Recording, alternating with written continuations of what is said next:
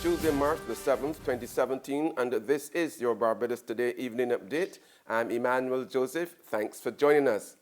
Topping the news at this hour, the Barbados Investors and Policyholders Alliance are over the moon that the first tranche of a $300 million outstanding payout to long-suffering CLICO International Life Insurance policyholders has been allocated in the estimates for the coming fiscal year. Vice President of BEPA, Dighton Smith, tells Barbados Today that the $25 million set aside in the 2017 estimates of revenue and expenditure laid in Parliament this morning by Minister of Finance Chris Sinclair is for payout this year. BEPA is pleased to see the government following through on their commitment.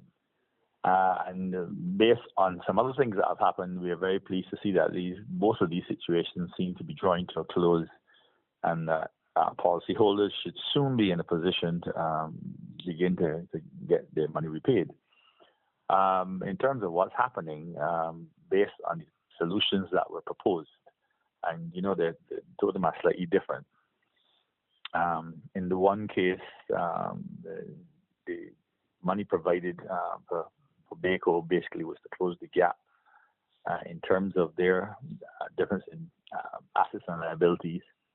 And on the other hand, the CLICO solution was one in which people will be paid out primarily over a 10-year period, and therefore the money required in the estimates is the money used to cover this year's payments. We will, of course, be discussing with the government to make sure that the correct amongst our data or satisfaction, but at the moment, we're very pleased to see these commitments being made. Meanwhile, the Frontier Stewart administration is projecting a $70.6 million reduction in its deficit for the 2017-2018 fiscal year. According to the estimates, the projected deficit for the coming financial year is over $1.5 billion compared to more than $1.6 billion for the current year ending March 31st. Altogether, expenditure for the new fiscal year is forecast to be $4.5 billion, while revenue is estimated at $2.9 billion. Our editor-in-chief, Kamar Jordan, tells us what else the estimates have in store for Barbadians. There's good news for policyholders and investors in CLICO International Life and British American Life Insurance Company Barbados Limited. Government has made provision in this year's estimates of expenditure and revenue, which were laid in Parliament today by Minister of Finance Chris Sinclair, for $25 million in payments for CLICO and a further $4.96 million for BICO. However, it was not immediately clear how the monies will be allocated, even though Mr. Sinclair had earlier promised to bring the matter to a final resolution for those who were left in the lurch following the collapse of CLICO and BICO's Trinidad-based parent company, CL Financial, back in 2009. Overall, government is projected to spend $4.5 billion for the financial year 2007 to 2008. That's up from $4.3 billion last year, with expenditure on goods and services set to increase by $10 million to $421.4 million, while current transfers are projected to decrease by $29.3 million or 2.5% to $1.1 million. Interestingly, no provision has been made for any increase in salaries, even though public sector unions have been clamoring for such an increase. A large chunk of expenditure this year, $1.8 billion, will go towards repayment of principal and interest on government loans. In terms of revenue, the Frontier Stewart administration is projecting $2.9 billion in earnings for the coming financial year, leaving it with a deficit of $422 million or 4.4% of GDP on the books. Reporting for Barbados Today, I'm Kamar Jordan. Meanwhile, Minister of Housing and Lands Dennis Kelman told Parliament this morning his government will not apologize for selling housing lots to make a profit. Leading off debate on a resolution for the acquisition of just over 2.9 hectares of land in St. George, Kelman expressed shock that a former Minister of Housing could accuse them of taking land from the poor and giving to the rich. He said if his government was charged with taking land and maximizing on the financial returns, then it is guilty. But we are not going to apologize for having commercial lots, because if we are to enhance the lives of the masses of people, especially in tight economic times, not only in Barbados but throughout the world, we must have land to make a profit on it so that we can use the profit to subsidize the masses of people and carry out our social program. You do not and you cannot increase a social program with deficits. However, opposition Member of Parliament for St. George South, Dwight Sutherland, challenged the cost of housing being provided by the government while accusing the administration of window dressing. We have to speak truth to issues and start window dressing these issues and allow the general public to know what is the true state of affairs of this country. And I would urge the government not to allow the bureaucracy of its operations to hold up the process of these housing projects. The bureaucracy of its operation, it is indeed holding up several things, whether it is the Barbados Revenue Authority, whether it is the tourism sector, but indeed the bureaucracy within government can delay this project, and I am hoping, Mr. Speaker, that when you offer these lots to the people of St. George South, that we, the people of St. George South, will sign on the dotted line. A team of opposition officials led by Barbados Labour Party General Secretary Dr. Jerome Walcott this morning paid a visit to the site of Saturday's Step Up If You Fed Up march and rally at Jubilee Gardens. Dr. Walcott dismissed suggestions that the BLP march was aimed at trying to overthrow the government. The party is merely trying to vent its feeling about the situation in Barbados at present, encouraging persons from all over the island, even DLP supporters. You must know that there's some Democratic Labour Party supporters who feel the same way we feel.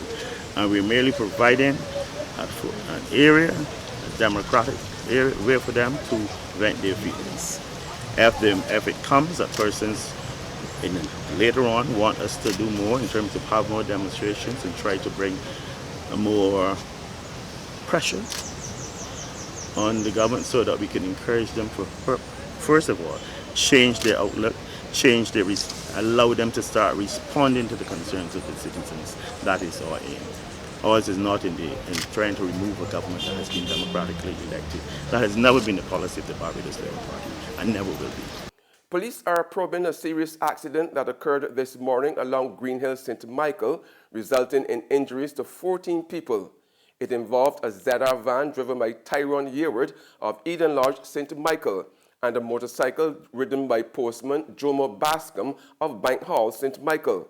Bascom was accompanied by pillion rider Kojo Bascom of the same address.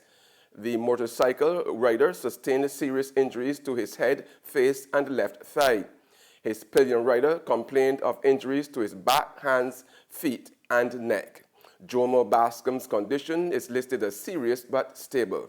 12 passengers on board the ZR van, including the conductor, complained of minor injuries to the neck and back.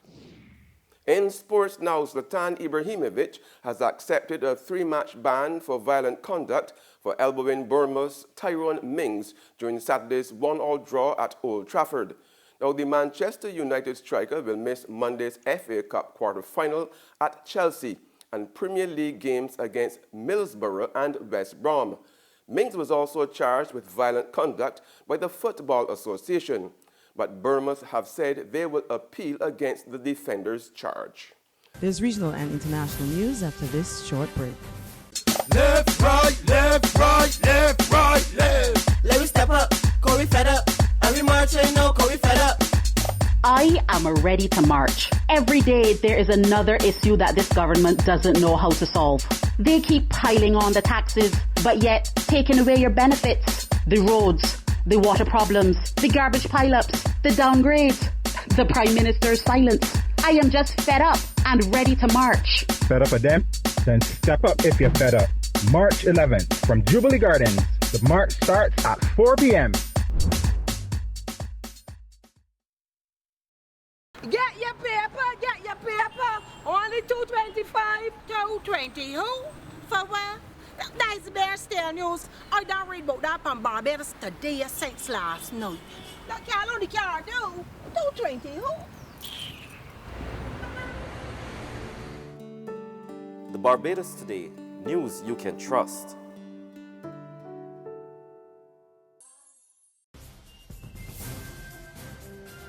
Welcome back with news from the region now. Public workers in Trinidad and Tobago are to receive the remainder of a $2.5 billion back pay by the end of this month.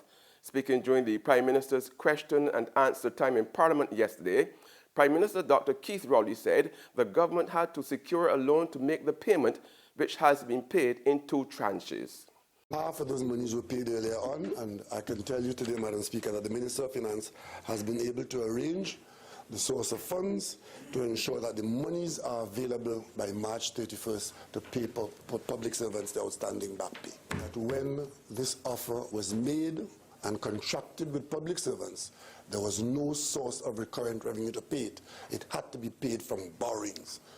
That is a handover from the last government.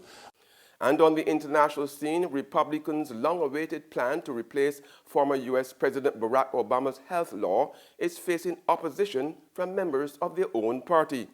House committees plan to begin voting on the legislation, which would repeal penalties for those who do not buy health insurance tomorrow. But congressional Republicans have been saying the plan goes too far or doesn't go far enough. And that's news and sports, but for the very latest, visit our website at www.barbadostoday.bb.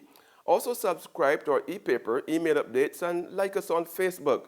We are also on Izumi Media in bus terminals or screenplay at supermarkets and gas stations near you, as well as Channel 99 on Flow TV and Mix 96.9 FM. I'm Emmanuel Joseph. Have a fantastic evening.